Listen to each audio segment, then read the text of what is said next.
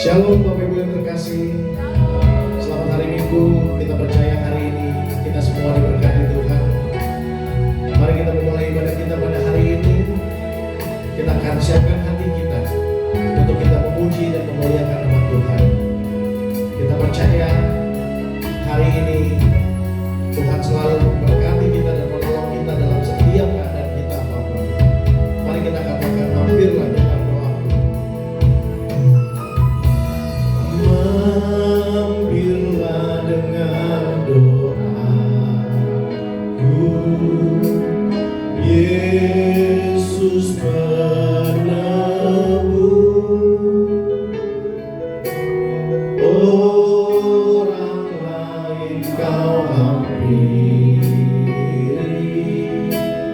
jangan jalanku.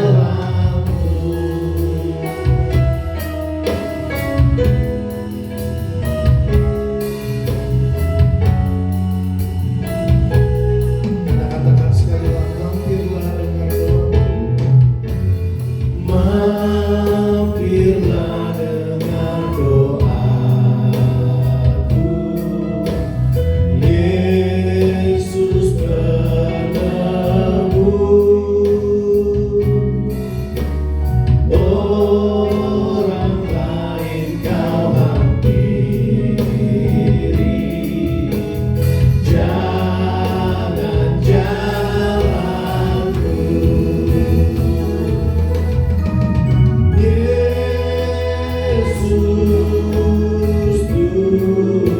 Tuhan, dengar doaku. Orang lain kau hampiri, jangan jalanku.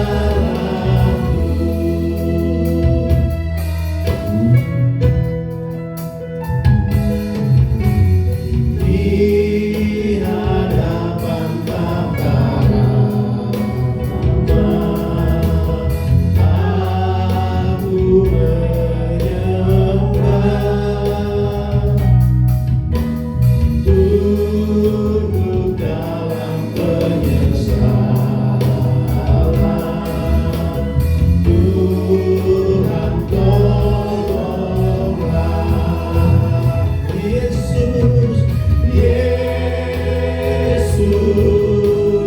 Tuhan,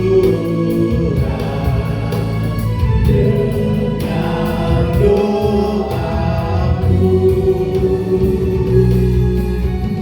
Orang lain kau hampiri, jangan jalanku.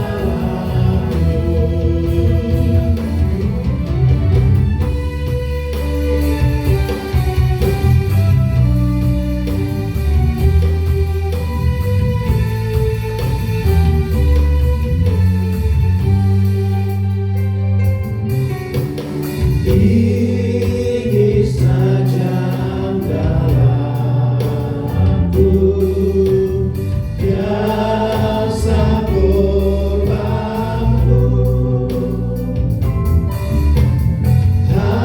Hatiku yang hancur dulu,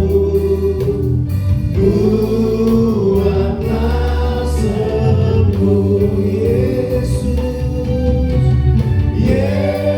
Yesus Tuhan, dengar doaku. Orang lain kau hampiri, jangan jalanku. Yesus, Yesus Tuhan, dengar doaku. Orang lain kau hampiri, jangan jalanku.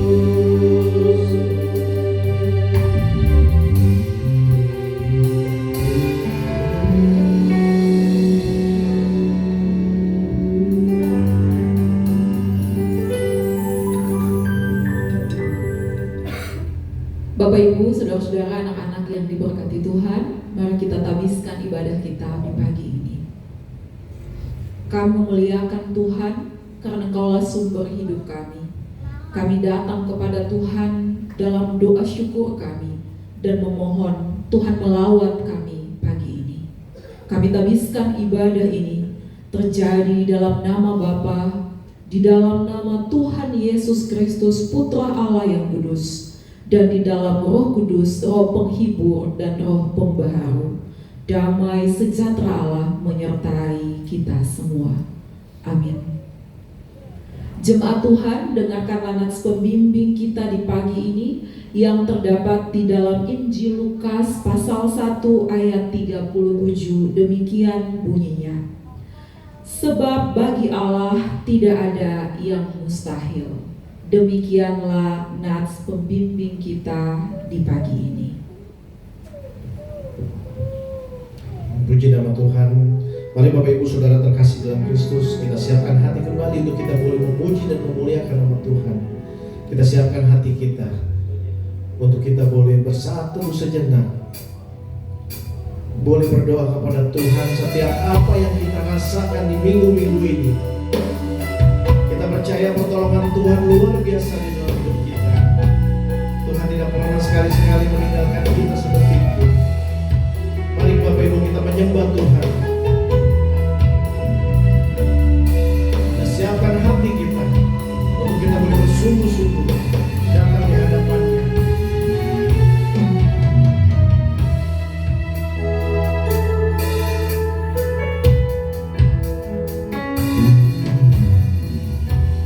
Saat ku menyembah-Mu,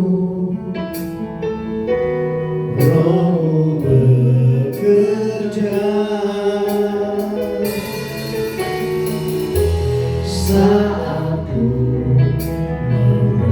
memuji-Mu, Kau bertata di atas pujian. Katakan sekali lagi, saat ku menyembah-Mu Tuhan. Saat ku menyembah-Mu, Roh-Mu bekerja. Saat ku memuji-Mu, Kau bertata di atas pujian. Tuhan hatiku,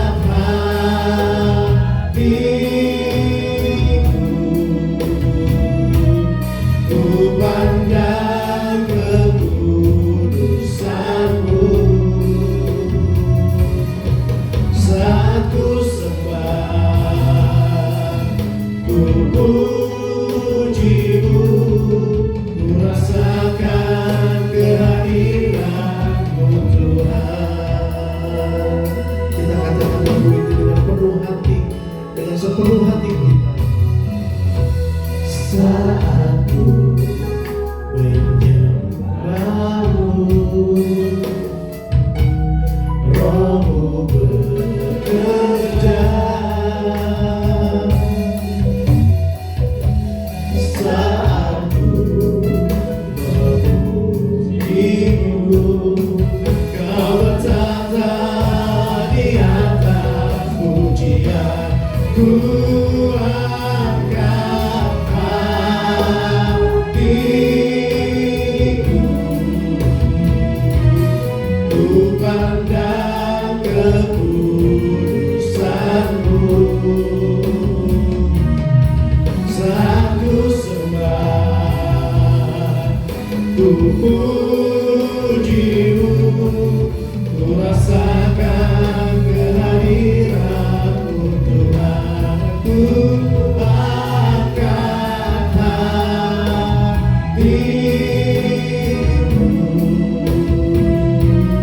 ku pandang kekudusan-Mu.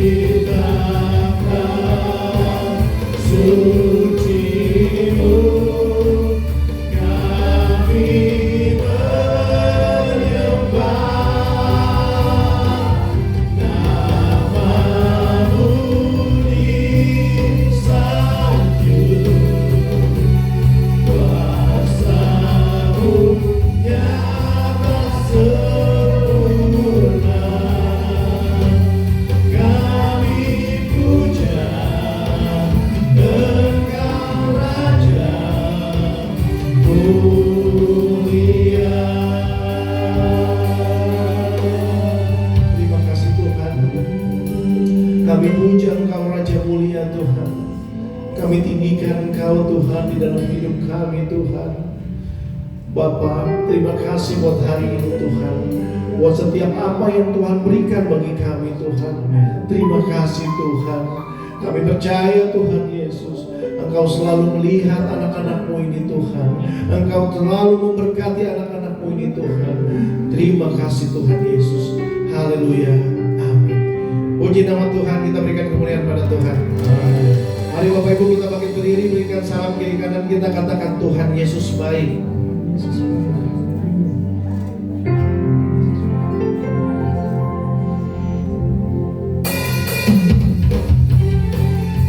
Mari kita puji Tuhan, kita sembah Tuhan.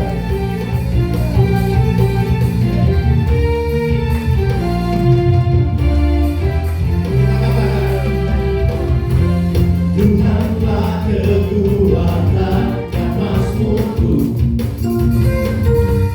Dia gunung batu dan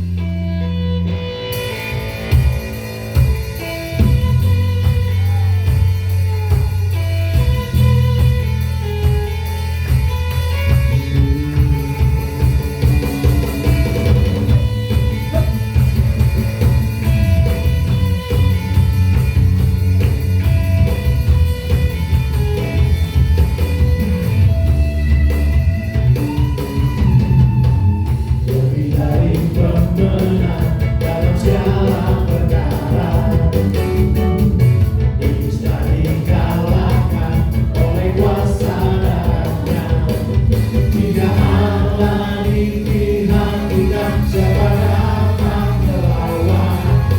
Kita lebih dari pemenang. Haleluya, kibarkanlah panjinya, Yesus Raja segala raja. Haleluya, bangkitlah gerejanya, kita lebih dari pemenang.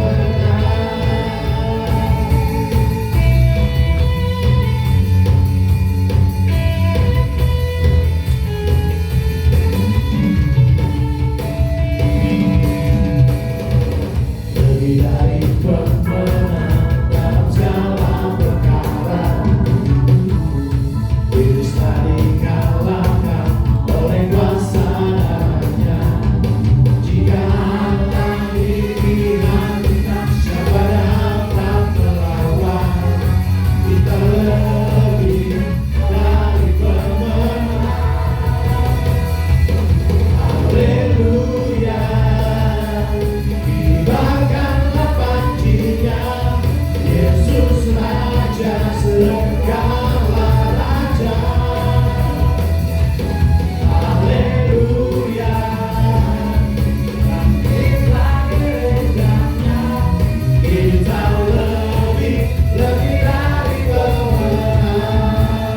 Kita katakan kita lebih dari pemenang. Kita lebih dari pemenang. Kita lebih dari pemenang. Kita lebih dari pemenang. Kita lebih dari pemenang. Katakan jika Allah di pihak kita, siapa dapat melawan? Kita lebih dari pemenang. Haleluya, kibarkanlah panjinya, Yesus Raja segala raja. Haleluya, bangkitlah gerejanya, kita lebih dari pemenang. Kita lebih dari pemenang. Katakan saya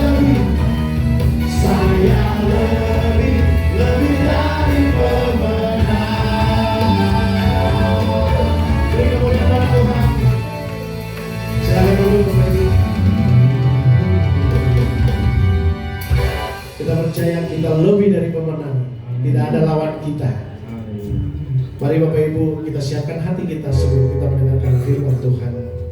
Kita renungkan biar firman Tuhan yang kita dengar pada hari ini boleh menjadi kekuatan di dalam hidup kita. Kita siapkan hati kita biar firman boleh masuk tertanam di dalam hati kita. Kita boleh menjalankan firman Tuhan ini dalam setiap kehidupan kita.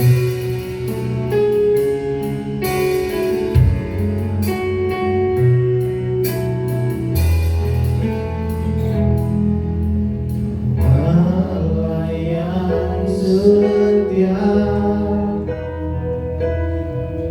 Bapa yang mulia,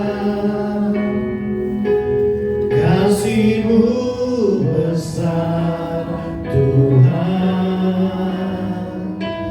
Kau pulihkan hidupku, Kaulah harapanku Tuhan. Kaulah harapanku, hidupku dalam-Mu, hidupku dalam-Mu. Terima kasih Tuhan, Kau selamatkan hidupku. Dengan apakah ku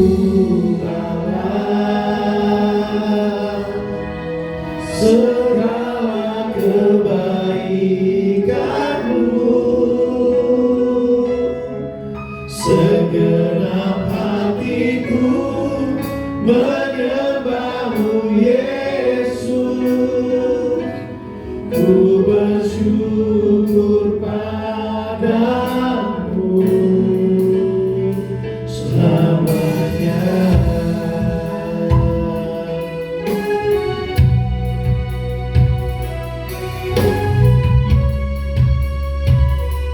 Kita rasakan Tuhan hadir di tempat ini.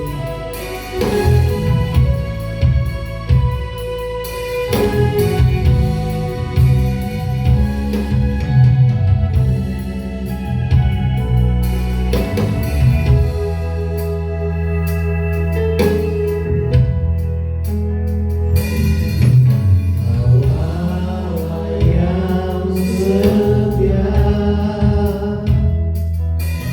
Bapa yang mulia, kasih-Mu besar Tuhan. Kau pulihkan hidupku, Kaulah harapanku, Kaulah harapanku. Hidupku dalam-Mu, terima kasih Tuhan. Kau selamatkan hidupku, dengan apa kan ku balas segala kebaikan-Mu. Segenap hatiku menyembah-Mu Yesus, ku bersyukur padamu, dengan apa kan ku balas segala kebaikan-Mu. Segenap hatiku menyembah-Mu Yesus, ku bersyukur padamu, dengan apa kan ku balas segala kebaikan-Mu.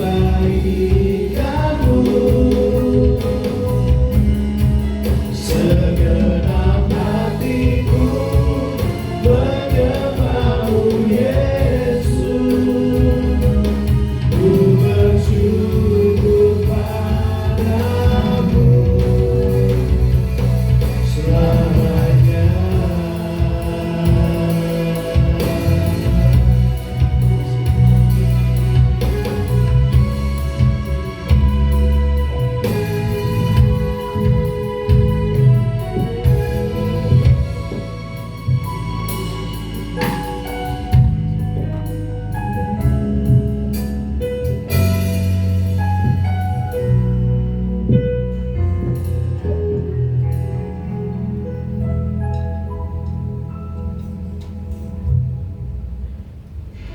Bapak Ibu Saudara, anak-anak yang terkasih, mari sebelum kita belajar bersama dari firman Tuhan, kita berdoa. Dengan apa akan kubalas kebaikan-Mu Tuhan, selain taat untuk belajar dari firman-Mu, agar siap menjalani badai-badai hidup dalam pesiarahan hidup di dunia ini. Bahwasanya jalan hidup tidak selalu mudah untuk dilewati. Kami butuh pegangan, kami butuh pedoman, kami butuh dituntun oleh Tuhan. Oleh karena itu kami minta Tuhan, anugerahkanlah kami hati yang baru, hati seorang murid yang mau mendengarkan, yang mau belajar dengan sabar, yang mau belajar dengan penuh kerendah hatian tentang firman Tuhan. Kami akan belajar pagi ini Tuhan. Kami mohon anugerahkan kepada kami Roh Kudus, supaya Roh Kudus-Mu menuntun kami, mendalami, menghayati, dan mengaktakan firman ini di dalam pesiarahan hidup kami. Ini kami Tuhan, kami siap untuk belajar bersama. Amin. Mari Bapak Ibu Saudara, adik-adik sekolah minggu mau keluar ya, mau ikut kelas sekolah minggu.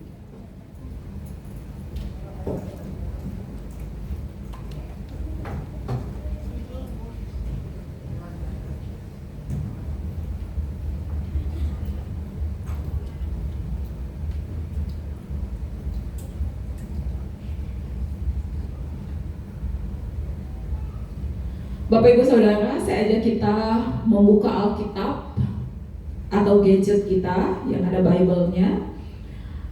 Kita baca Alkitab Injil Lukas pasal 5 ayat 5 sampai 11.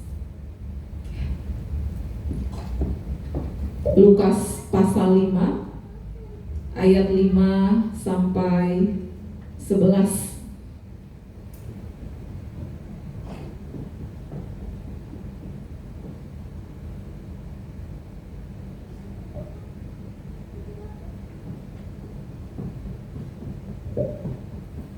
Kita akan membacakannya secara berbalasan. Saya membacakan ayat yang ganjil, Bapak Ibu Saudara membacakan ayat yang genap. Demikianlah firman Tuhan. Simon menjawab,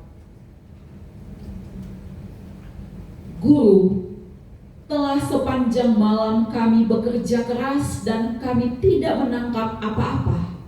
Tetapi karena Engkau menyuruhnya, aku akan menebarkan jala juga.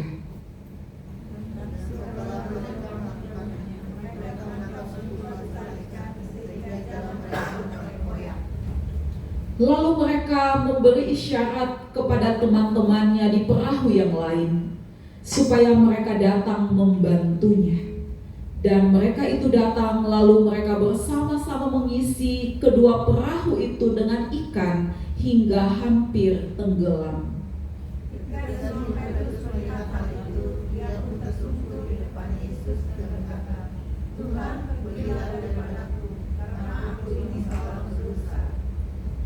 Sebab ia dan semua orang yang bersama-sama dengan dia takjub oleh karena banyaknya ikan yang mereka tangkap.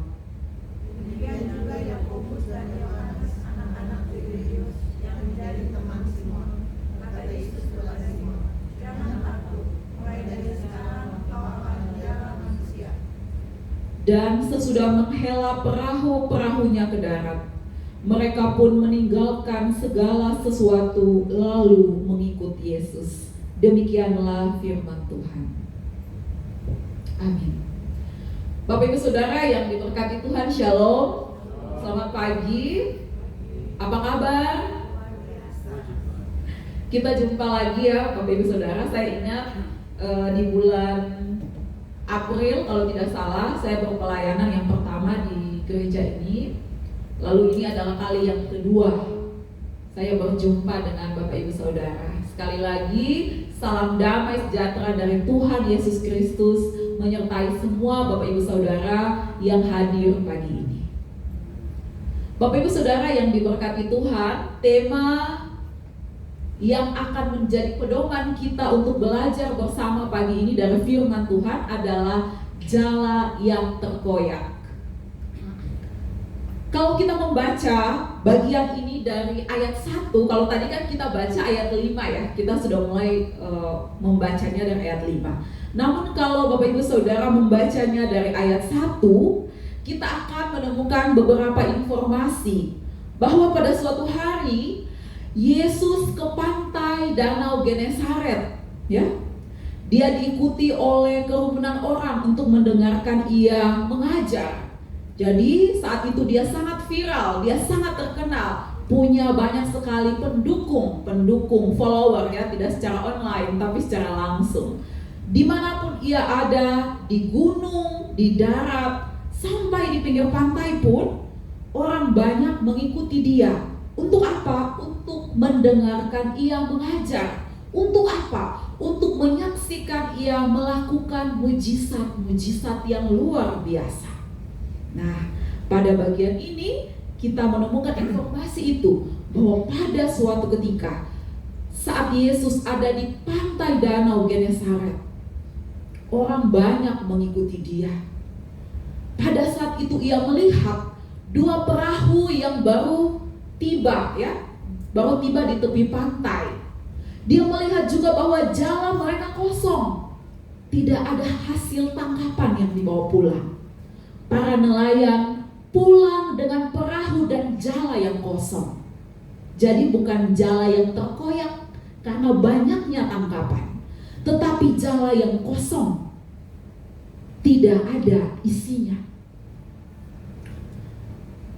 Lalu dia lihat, oh ada Simon ya. Dia bilang, Simon, kemarilah. Lalu Yesus naik ke atas perahunya. Lalu Simon mendorongnya agak jauh dari kerumunan, agak jauh. Lalu dia mulai mengajar orang-orang yang mengikuti dia, termasuk para nelayan yang baru saja pulang dengan jala yang kosong. Ya. Dia mengajar mereka. Setelah itu dia bilang untuk Simon, Simon, ambil jalamu, dorong perahumu ke arah yang lebih dalam, lalu tebarkan di sana, tangkaplah ikan. Bapak Ibu Saudara, Simon dan para nelayan yang lain yang Bapak Ibu kalau baca ada Andreas ya dan Yohanes anak Zebedeus. Mereka adalah para nelayan yang ahli di bidangnya. Artinya mereka bukan anak-anak baru ya yang baru terjun ke laut. Disebutkan bahwa mereka sangat punya pengalaman.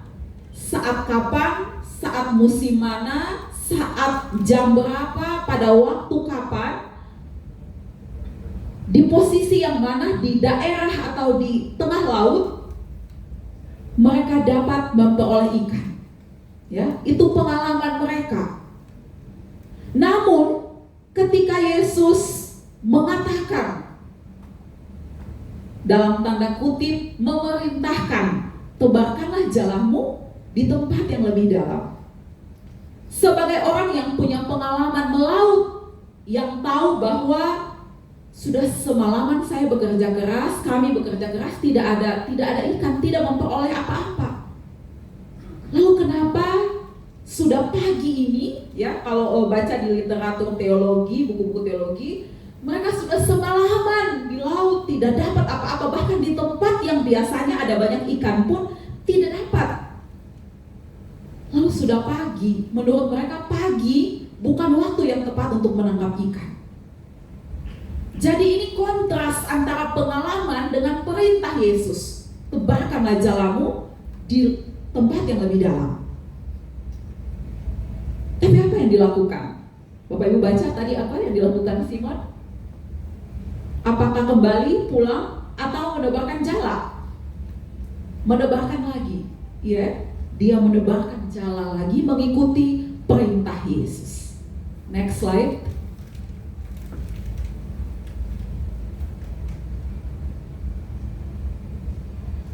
Bapak Ibu Saudara, ada dua jenis jala yang digunakan oleh para nelayan pada masa itu. Jala yang pertama adalah jenis jala untuk menangkap ikan yang disebut jala tebar, ya, menebarkan. Jadi ada jala tebar namanya, dan jala yang disebut jala pukat yang dilabuhkan. Nah, kalau Bapak Ibu, kalau kita di Jakarta ini kan jarang ya lihat jala secara langsung ya, lihat laut secara langsung, lihat nelayan pulang menangkap ikan dari laut. Tapi yang di daerah-daerah atau saya sendiri dari Ambon adalah kota yang dikelilingi laut. Jadi sering sekali melihat saudara, sahabat pulang menangkap ikan dengan jala. entah itu jala tebar maupun jala pukat, ya. Bapak Ibu tentu punya bayangan ya seperti apa ya gitu. Nah, jala yang digunakan oleh para murid dalam teks kita tadi adalah jala tebar. Jala tebar. Jala ini biasanya digunakan untuk menangkap ikan di perairan yang dangkal. Jadi tidak harus ke laut yang biru sekali, tidak harus. Sedangkan pukat digunakan di perairan yang lebih dalam dan membutuhkan beberapa orang untuk menariknya. Nah, next. Ini informasi ya untuk Bapak Ibu Saudara. Selanjutnya, nah ini saya bilang tadi mereka menggunakan jala tebar, ya. Nah ini kontras juga karena kalau jala tebar ini tidak harus ke perairan yang dalam, ya. Tapi Yesus bilang apa? Ke perairan yang lebih dalam, bertolak ke tempat yang lebih dalam. Jala tebar ini tidak cocok untuk digunakan di daerah perairan laut yang lebih dalam. Namun apa yang terjadi?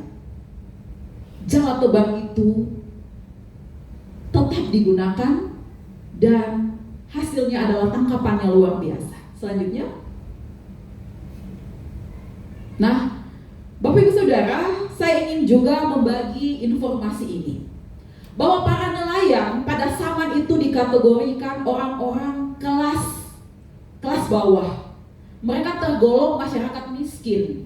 Kenapa? Karena mereka hidup tergantung hasil tangkapan mereka. Kalau hari ini para nelayan pulang dengan hasil tangkapan udang, ikan, hasil laut yang melimpah, istri dan anak-anak, keluarga besar bisa makan. Karena hasil laut itu bisa dijual. Ya, bisa dijual. Tidak harus berhutang untuk hidup. Namun sebaliknya, jika para nelayan pulang dengan jala yang kosong, apa yang terjadi? Mereka harus meminjam uang dengan bunga yang tinggi. Mereka tidak bisa juga membayar pajak kepada pemerintah saat itu, karena tidak punya uang. Hari itu tidak bisa makan. Jadi Bapak Ibu, saya ajak kita untuk membayangkan betapa frustasinya Simon, Andreas, dan Yohanes dan beberapa teman-temannya yang pulang dengan jala yang kosong. Frustasi, mulai stres. Hari ini keluarga saya akan makan apa ya? Hari ini saya harus berhutang kemana untuk bisa hidup? Kalau Romawi menarik pajak, bagaimana saya bisa bayar? Jadi secara emosional, secara psikologis, para nelayan ini pulang dengan tekanan karena tidak menangkap apapun. Ya. Tapi apa yang kita lihat? Selanjutnya, sesuatu yang luar biasa terjadi.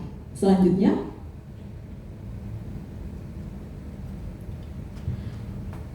para nelayan dikenal sebagai pekerja keras, tangguh, dan memiliki semangat juang yang tinggi.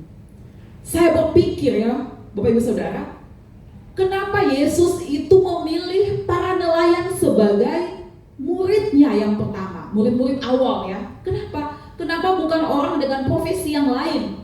Kan banyak tuh ya. Di kalangan Yahudi banyak, secara kelas sosial juga beragam. Kenapa harus nelayan? Mereka dari standar sosial miskin, bergantung hidup dari hasil tangkapan. Mungkin Yesus menilai ini, mereka pekerja keras, mereka tangguh, memiliki semangat juang yang tinggi. Sehingga ini menjadi alasan Yesus memilih mereka menjadi penjala manusia.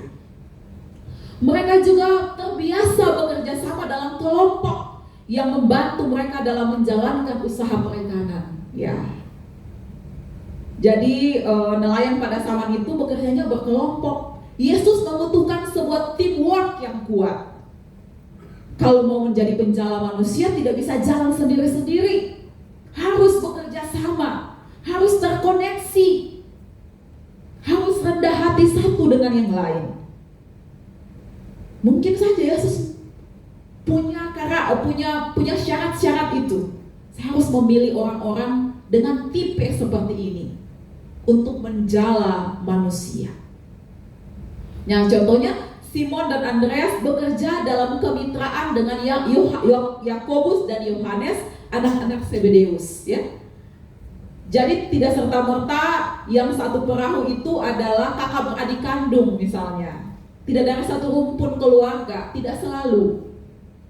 Bisa dari keluarga-keluarga yang lain. Bisa sesama sahabat.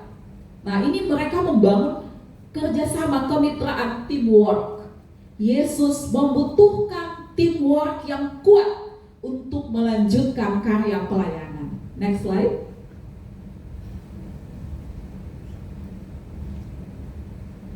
Bapak Ibu Saudara yang terkasih, dalam perjalanan hidup ini kita sering berlayar di tengah dua kenyataan yang tak bisa kita hindari, kegagalan dan keberhasilan.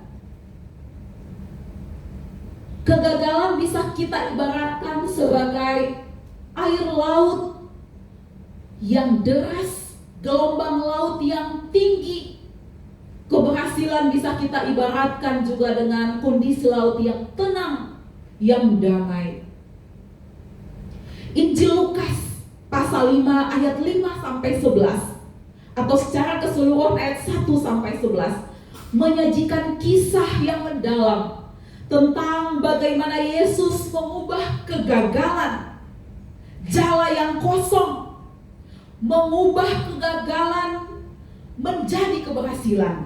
Jala yang kosong menjadi jala yang terkoyak karena begitu banyak tangkapan di dalamnya. Jadi terkoyak, jala terkoyak atau rusak atau sobek bukan karena dirusakkan, tetapi begitu banyak ikan dan hasil laut di dalamnya.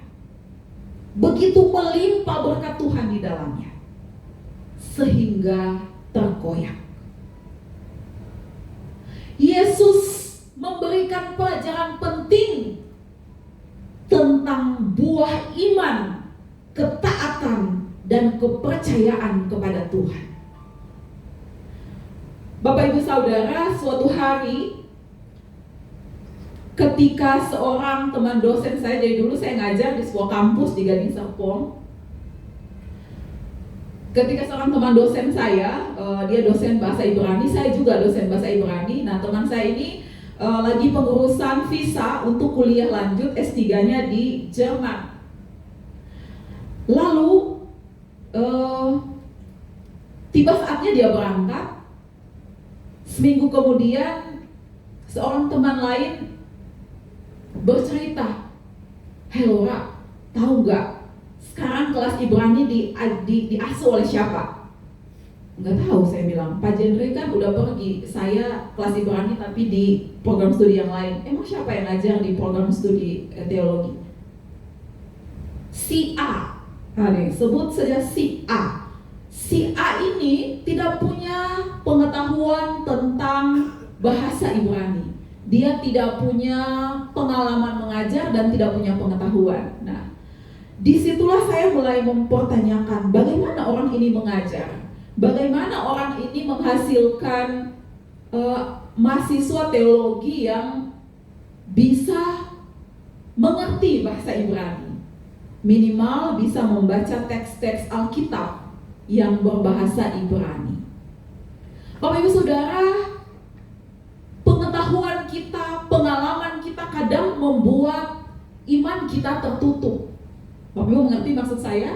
Kalau saja Simon Petrus menggunakan pengalamannya sebagai nelayan yang punya jam terbang yang tinggi, dia tidak akan mengikuti perintah Yesus untuk menebarkan jalannya di tempat yang lebih dalam, dan mujizat tidak akan terjadi.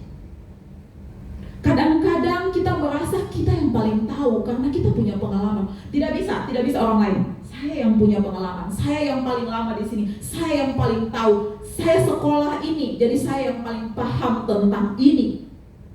Kadang-kadang kita seperti itu. Kalau sudah seperti itu, saya bilang kita sedang menutup pintu terhadap mujizat. Karena yang kita andalkan hanya pengalaman kita, pengetahuan kita. Yang kita andalkan adalah siapa kita, bukan siapa Tuhan. Kita belajar ya hari ini Bapak Ibu dari Simon Petrus, pengalamannya, pengetahuannya sebagai nelayan yang tadi saya bilang punya prediksi-prediksi tentang laut sudah khatam, gitu ya. Dia menyerahkan pengalaman pengetahuannya tunduk di bawah perintah Tuhan, sehingga dia bertolak ke daerah laut yang lebih dalam, menebarkan jalannya dan melihat betapa Tuhan itu bekerja. Next, jala yang kosong tadi menjadi jala yang penuh. Bapak Ibu Saudara-saudara yang diberkati Tuhan, setiap orang di antara kita tentu pernah merasakan kegagalan seperti Simon dan teman-temannya. Kita juga seringkali merasa bahwa usaha dan kerja keras kita tidak membawa hasil apa-apa. Hari ini kita tidak bisa makan. Kita tidak punya apa-apa di dapur, di rumah. Anak-anak mau bayar sekolah, tidak ada uang. Istri mau beli ABC, tidak ada uang. Suami mau beli ABC, tidak ada uang. Kita harus bayar iuran ke gereja, tidak ada uang. Mau ke gereja, tidak ada persembahan syukur. Seperti para nelayan, tidak menangkap apa-apa, tidak ada apa-apa. Jala kita kosong di rumah, jala kita kosong di gereja. Jangan berhenti melangkah.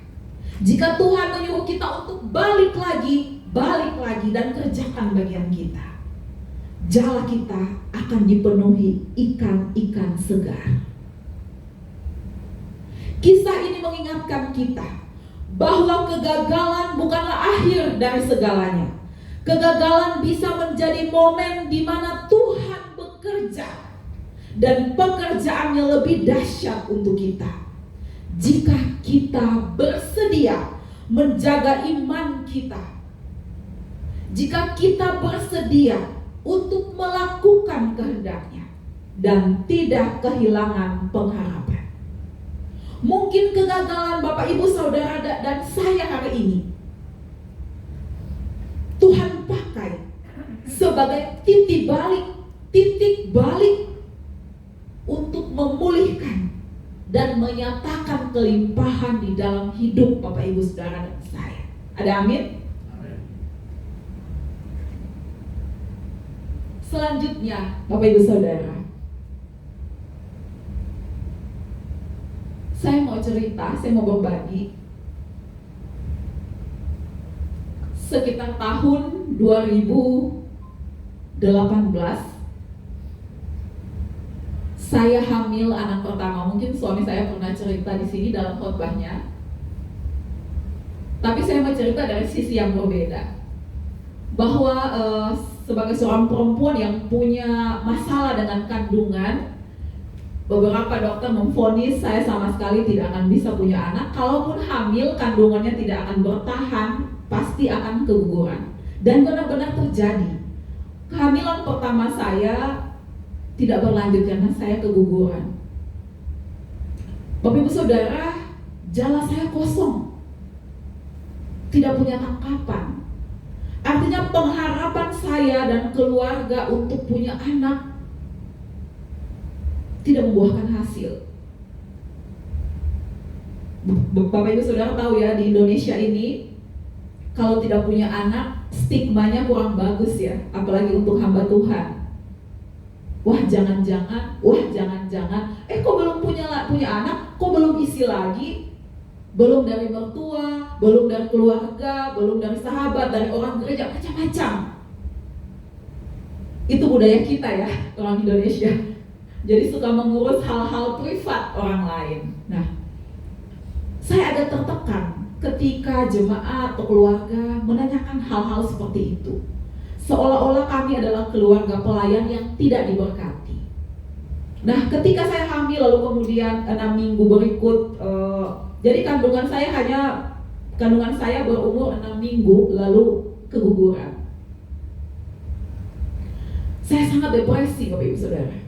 Saking depresinya, saya tarik jubah pendeta suami saya. Jadi dia berdoa dengan janin itu ya, janin yang sudah keluar itu, dia berdoa jadi kami mau kuburkan. Saya tidak waras waktu itu. Saya tarik kerah jubahnya, saya bilang ke dia, bilang sama Tuhanmu ya, jangan permainkan saya. Ya. Saya berhari-hari menangis. Saya tidak hanya stres, saudara, saya sangat depresi. Karena sebelum menikah saya sudah divonis tidak bisa punya anak. Kemudian Tuhan kasih. Jadi istilahnya Tuhan tuh ambil lagi gitu loh. Hanya 6 minggu. Jadi saya hanya bahagia sebentar, lalu kemudian saya menangis lagi. Ketika dalam perenungan menyiapkan khotbah ini, saya merenung jauh ke belakang, mengingat masa di mana jala saya kosong, masa di mana iman saya ciut, pengharapan saya hilang. Tetapi apa yang Tuhan lakukan untuk saya? Ketika saya juga memaki-maki Tuhan, menyalahkan Tuhan, Tuhan memakai suami, memakai orang gereja, memakai sahabat-sahabat kami, memberi penguatan dan mengingatkan kepada saya bahwa Tuhan itu bekerja melampaui segala sesuatu. Dia punya hak untuk memberi dan mengambil. Dia ada di setiap musim kehidupan. Saat jala kosong, saat jala penuh, saat gagal, saat berhasil, saat jatuh, saat bangkit. Tuhan ada. Jadi jangan ragu. Suatu hari, saat dalam masa-masa saya terapi dari depresi saya, kami berkunjung ke rumah anggota jemaat. Mereka ini orang Jawa, suami istri yang sepuh di jemaat kami, yang kami anggap sebagai orang tua. Kami bercakap-cakap banyak hal, lalu kemudian sebelum pulang, kami minta mereka mendoakan kami. Beliau ini mantan kolonel ya, zaman Soeharto, Pak Jody namanya. Beliau bilang, saya akan mendoakan Pak Pendeta dan Bu Pendeta untuk punya keturunan.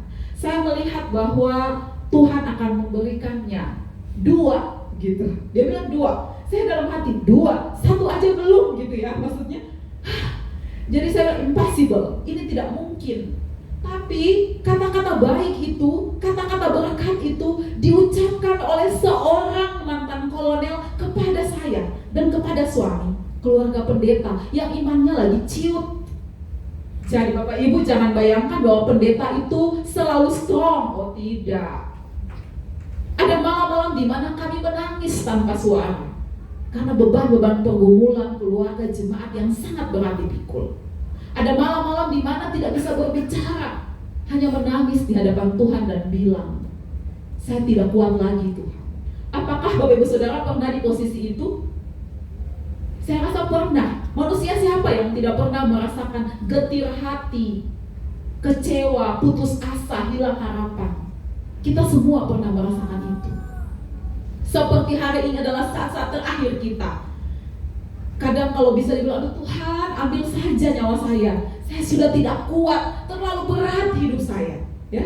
Kadang-kadang saking beratnya hidup, kita minta Tuhan cabut nyawa. Wah gak boleh Bapak Ibu ya.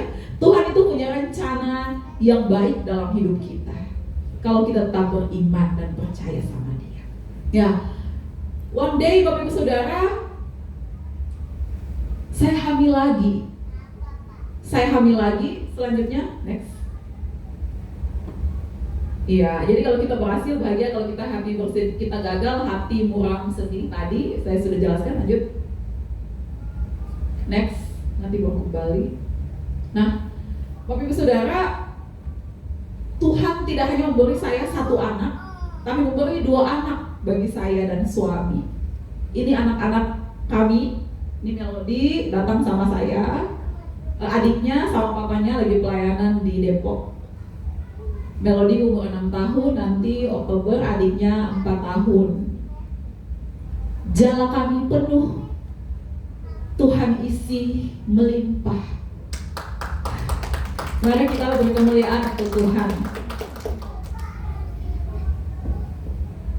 Buah, ya, saya berefleksi, ini buah dari iman, ketaatan, dan pengharapan kami. Yang tadinya iman saya ciut, pengharapan saya hilang.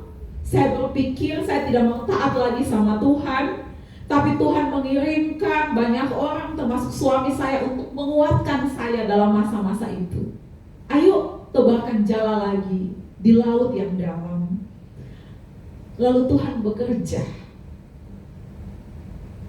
mendatangkan kebaikan bagi kami. Dan saya pastikan Bapak Ibu Saudara yang datang hari ini akan mengalami hal yang sama, bahkan mengalami melampaui apa yang kami rasakan dan alami. Jika Bapak Ibu tetap beriman, tetap taat, dan tetap menjaga lilin pengharapan untuk tetap menyala. Kita pindah dulu yang tadi. Bapak Ibu Saudara, saya mau nanya, kakak yang baju blue dark ya. Nah, kakak pernah tidak gagal dalam hidup? Pernah. Kira-kira berapa kali? Banyak. Ya.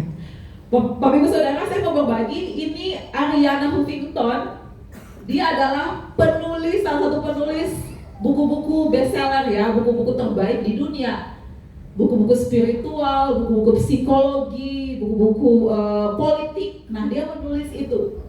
Sebelum dia menjadi terkenal, dia pernah ditolak oleh penerbit sebanyak 36 kali. Bapak Ibu bayangkan, kalau ada pepatah bilang 1 kali gagal, coba lagi 2 kali gagal, 3 kali gagal, pasti berhasil. Dia 36 kali gagal. Ketika dia menulis lalu memasukkannya ke penerbit menerima nggak untuk dicetak gitu ya, diterbitkan bukunya. 36 kali dia gagal. Ada yang 36 kali gagal tapi mau coba, masih mencoba. Saya yakin ada di antara Bapak Ibu. Yang ke-37 kali akhirnya bukunya diterima untuk diterbitkan. Sekarang Ariana ini menjadi salah satu penulis terkenal dan dia punya kantor ya, dia punya perusahaan sendiri, punya perusahaan penerbit sendiri di Amerika. Next. Jadi Bapak Ibu jangan putus asa ya kalau jala kita hari ini masih kosong. Berusaha lagi. Saya mau tutup khotbah ini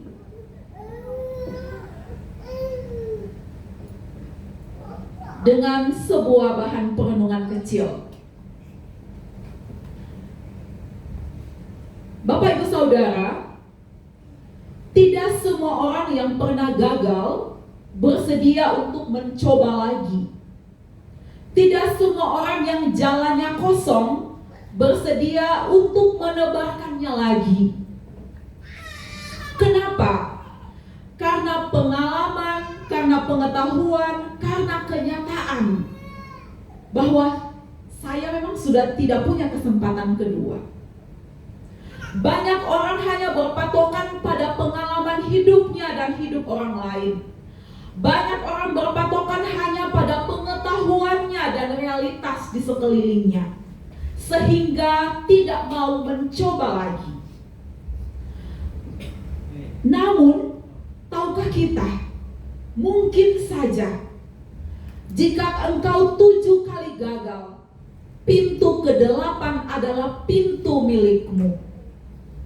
Mungkin saja engkau sudah 7 kali jatuh. Namun tahukah engkau jika engkau berdiri sekali lagi, kakimu akan lebih kuat dari sebelumnya. Artinya apa, Bapak Ibu Saudara? Tidak ada yang absolut tentang berapa kali gagal baru bisa berhasil. Tidak ada yang absolut soal hitung-hitungan. Mungkin 101 kali baru engkau berhasil, mungkin 1000 kali baru engkau berhasil, atau mungkin 3 kali coba langsung berhasil. Ya, itu haknya Tuhan. Jadi saya mau bilang, tidak usah hitung-hitungan berapa kali saya sudah gagal. Tapi setiap kali ada kesempatan, setiap kali kita diingatkan untuk bangkit lagi, lakukan itu. Setiap kali datang ke gereja dengarkan firman Tuhan, jaga iman, jangan hilang pengharapan. Istri memberi kekuatan kepada suami, suami kepada istri, sahabat, pacar, teman-teman gereja saling berbagi kekuatan, kesehatan, semangat ya. Mungkin itu cara Tuhan mengingatkan kita, tebarkan jala. Di sana ada ikan yang banyak. Jangan hilang pengharapan. Bapak Ibu Saudara-saudara yang Tuhan Yesus kasihi, ada seorang teolog, dia bilang begini, jika Alkitab ini diandaikan seperti handuk, ya, handuk yang basah, maka ketika handuk itu diperas, maka hanya ada satu titik atau satu tetesan air yang jatuh ke lantai atau ke lautan. Dan satu titik atau tetesan air itu berbunyi Immanuel, Allah Sang Penyerta. Menurut teolog ini, dari kitab Kejadian sampai Wahyu, kita menemukan Immanuel, Allah yang menyertai. Sekalipun kalau kita baca ada bagian-bagian di mana Israel dibasmi, Israel dihajar bangsa-bangsa lain, tapi kemudian Tuhan memulihkan. Ketika Musa dibuang di sungai Nil, lalu kemudian istri Firaun menemukannya, Allah yang menyertai. Jadi dari kitab Kejadian sampai Wahyu, apapun kisahnya, kita akan selalu menemukan Immanuel. Jadi di Alkitab ini, saya ulangi, kalau ini basah seperti handuk dan diperas, satu tetesan yang akan jatuh ke lantai ini berbunyi Immanuel, Allah Sang Penyerta. Allah yang menyertai Bapak Ibu dan saya. Allah yang menyertai Simon, Andreas dan anak-anak Zebedeus. Allah yang sama yang akan menyertai kita sepanjang hidup kita. Amin.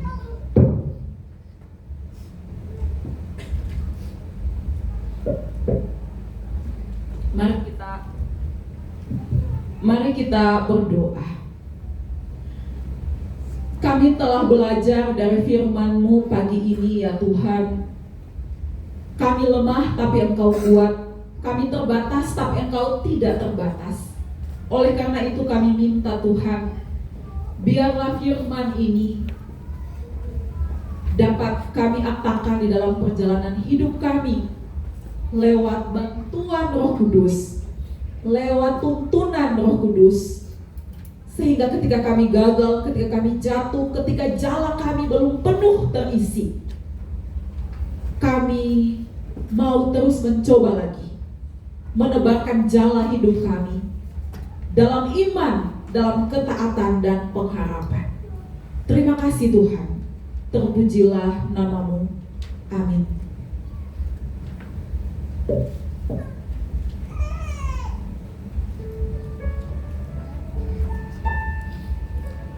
Puji nama Tuhan, terima kasih Ibu Pendeta atas firman Tuhannya. Firman Tuhannya boleh menguatkan kita bagaimana kita selalu beriman bahwa iman kita harus jangan pernah goyah sedikit pun.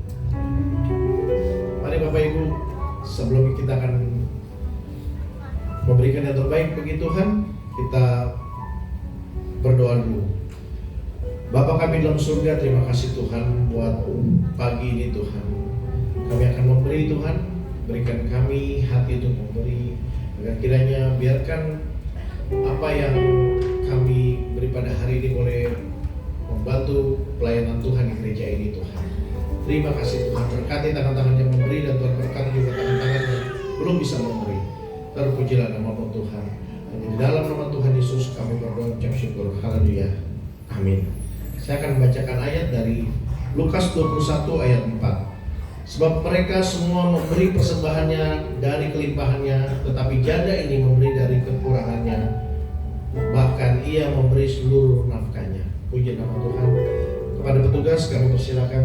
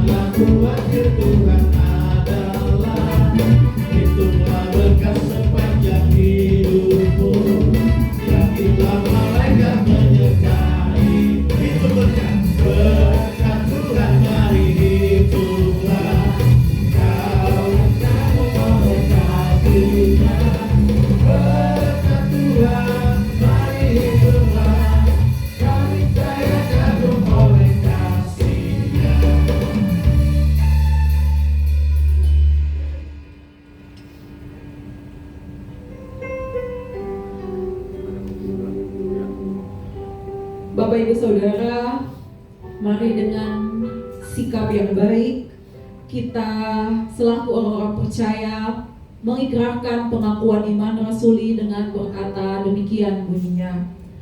Aku percaya kepada Allah, Bapa yang Maha Kuasa, Khalik langit dan bumi, dan kepada Yesus Kristus anaknya yang tunggal Tuhan kita, yang dikandung dari Roh Kudus, lahir dari anak darah Maria, yang menderita sengsara di bawah pemerintahan Pontius Pilatus, disalibkan, mati dan dikuburkan, turun ke dalam kerajaan maut. Pada hari yang ketiga, bangkit pula dari antara orang mati, naik ke surga, duduk di sebelah kanan Allah, Bapa yang Maha Kuasa, dan dari sana untuk menghakimi orang yang hidup dan mati. Aku percaya kepada kudus, gereja yang kudus dan am, persekutuan orang kudus, pengampunan dosa, kebangkitan dan hidup yang kekal. Amin. Silakan duduk Bapak Ibu Saudara. Mari kita berdoa syafaat, dan doa syafaat ini diakhiri dengan doa Bapa kami. Kita berdoa. Kami tunduk di hadapan Tuhan Allah semesta alam.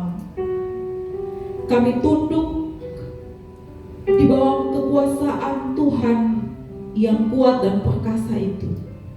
Tuhan, terima kasih untuk hari baru dan kesempatan hadir menikmati hadirat Tuhan di tempat ini. Kami bersyukur untuk kesempatan pelayanan bersama. Kami bersyukur karena diberi kesempatan untuk mendengarkan Engkau berbicara bagi kami lewat firman-Mu. Kami bersyukur kami boleh memuji dan memuliakan nama Tuhan. Kami juga bersyukur bahwa Engkau memelihara kami. Nafas kehidupan Engkau beri, kekuatan, kesehatan. Bahkan dalam masa-masa sulit yang kami alami, Tuhan tidak pernah jauh. Terima kasih Tuhan untuk semua kebaikan yang Tuhan nyatakan di dalam hidup kami. Tuhan, dalam menjalani hari-hari hidup kami tidak selalu lancar, tidak selalu berhasil apa yang kami buat. Tidak selalu terang benderang jalan-jalan hidup kami. Tetapi Tuhan, di dalam masa-masa yang paling sulit itu, di dalam kekalutan dan kegelapan hidup kami melihat Tuhan bekerja lebih kuat, lebih dalam, lebih dahsyat. Saat jala kami kosong, dalam iman kami menebarkan jala di tempat yang baru, dan kami melihat Tuhan bekerja bagi kami. Terima kasih kami diingatkan lewat firman Tuhan pagi ini, bahwa iman, ketaatan, dan pengharapan kami kepada Tuhan tidak boleh goyah. Iman, ketaatan, dan pengharapan harus kami bangun setiap hari lewat doa-doa pribadi, lewat mesbah doa di rumah dan di gereja, supaya sekalipun badai-badai hidup kuat menerjang kami, iman kami tidak goyah, pengharapan dan ketaatan kami tidak pudar. Kami tetap kuat, kokoh, berdiri menghadapi badai-badai hidup, kegagalan-kegagalan kami, pergumulan-pergumulan kami. Kami tahu Tuhan, ada waktunya jala kami dipenuhi ikan-ikan segar seperti jala Simon dan teman-temannya. Ya Allah, ya Tuhan kami, pagi ini hamba datang berdoa untuk setiap orang yang hadir, jemaat Tuhan yang hadir pagi ini. Mereka yang datang dengan pergumulan hidup, entah itu tentang pekerjaan, tentang kesehatan, persoalan-persoalan rumah tangga, tentang keuangan, tentang pendidikan anak-anak, tentang jodoh anak-anak, tentang pergumulan usaha dan kerja. Hamba mohon Tuhan, isilah jala-jala pergumulan mereka dengan ikan-ikan yang segar. Isilah jala-jala yang kosong ini dengan melimpah ruah, dengan berkat-berkat terbaik, supaya mereka terus memuliakan Tuhan. Mereka menjadi saksi bahwa Tuhan yang mereka sembah itu adalah Allah yang penuh kasih, Allah yang penuh kuasa, yang akan melakukan melampaui apapun, melakukan segala sesuatu untuk mendatangkan kebaikan bagi kami, bagi Bapak Ibu Saudara yang datang pagi ini dalam beban-beban pergumulan. Untuk Ibu Indri dan Bapak Panahon, untuk semua pekerja gereja, majelis, untuk tim musik, untuk WL dan tim, untuk multimedia, untuk aser, untuk guru-guru sekolah minggu, dan untuk semua orang yang telah memberi diri untuk berpelayanan di gereja ini. Hamba minta Tuhan mengisi jala-jala mereka dengan berkat-berkat terbaik. Terima kasih Tuhan. Kami berdoa juga untuk pemerintah bangsa dan negara kami, untuk keadaan politik dan keamanan dunia yang sedang tidak baik-baik saja. Perang terjadi ya Tuhan. Hamba mohon dan kami semua mohon, Tuhan lawat dunia ini, Tuhan lawat bangsa ini, supaya hari ke hari semakin pulih, Hidup sesama bangsa adalah hidup yang penuh kedamaian. Hidup sesama anak bangsa yang berbeda suku dan agama sekalipun adalah hidup di dalam kasih dan kedamaian. Berkati Presiden, Wakil Presiden, jajaran menteri dan semua perangkat pemerintahan sampai dari pusat sampai di pelosok-pelosok negeri ini. Tuhan berkati dengan hikmat, kekuatan dan kesehatan agar mereka dapat bekerja dengan penuh rasa takut akan Tuhan, mendatangkan kebaikan bagi masyarakat yang mereka pimpin. Tuhan, kami juga berdoa untuk sesama kami, mereka yang tinggal di kamp-kamp pengungsian karena bencana alam dan peperangan, mereka yang mengalami diskriminasi, mereka yang mengalami pelecehan seksual, mereka yang mengalami pelecehan fisik dan verbal, korban-korban ketidakadilan dimanapun mereka berada. Tuhan balut mereka, Tuhan tolong mereka, Tuhan pakai siapa saja untuk merengkuh mereka kembali. Terima kasih Tuhan, persembahan syukur yang telah kami bawa, kami mohon Tuhan terima sebagai persembahan yang hidup dan berbau harum di hadapan Tuhan. Ya Allah ya Tuhan, ini doa kami, syukur dan permohonan kami. Kami mengakhirinya dengan mengucapkan doa Bapa kami, demikian bunyinya. Bapa kami yang di surga, dikuduskanlah namamu, datanglah kerajaan-Mu, jadilah kehendakmu seperti di surga. Berikanlah kami pada hari ini makanan kami secukupnya, dan ampunilah kami dosa kami, seperti kami juga mengampuni bersalah kepada kami, dan janganlah membawa kami dalam pencobaan, tapi lepaskan kami daripada jahat. Karena Kau yang punya kerajaan dan kuasa dan kemuliaan sampai selama-lamanya. Amin. Jemaat silakan berdiri.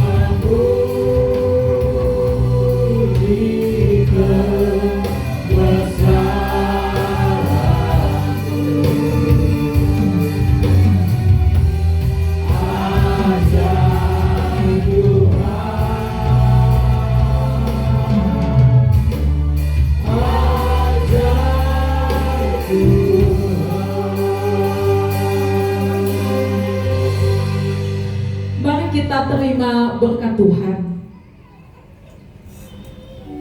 Damai sejahtera dari Allah Bapa Tuhan pencipta alam, damai sejahtera dan berkat dari Kristus yang telah mati dan bangkit bagi kami, serta penghiburan dan hikmat dari Roh Kudus memberi kita semua kesanggupan, kekuatan dalam menjalani hari-hari hidup, hari ini sampai selama-lamanya. Amin.